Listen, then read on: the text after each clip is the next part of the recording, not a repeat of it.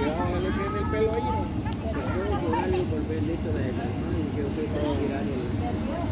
Para mí no, hermano. Dígale, hermano. Con mi café. Siga jugando con el café. Yo no sé cómo está el café. Dale, hermano, dale. Tiene que estar Siga jugando con el café. Bravo todo. ¿Cayó, hermano? Bravo todo para que miren. Sí. ¿Cayó? Mi esposa lo andaba. Hoy me lo quitó todo el día.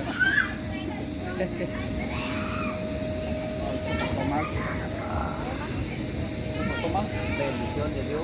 Este castigo del año pasado. Ahí. Estoy empezando a pagar la deuda del año pasado.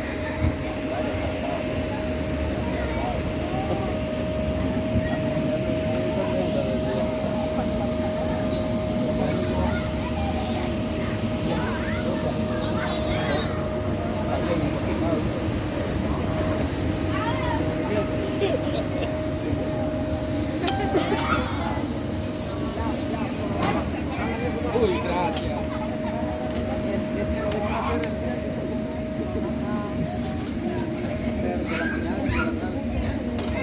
Tiene una tortillita por ahí. Ya siente el calorcito por aquí por las rodillas.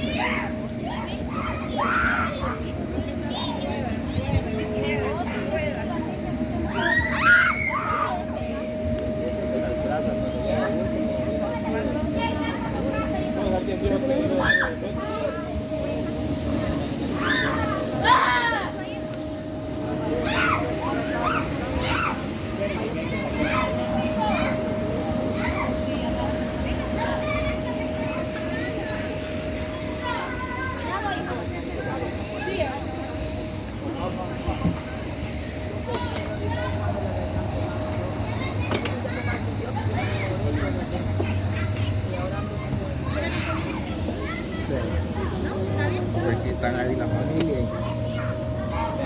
¿Qué pasó? ¿Por qué estoy pidiendo gusto?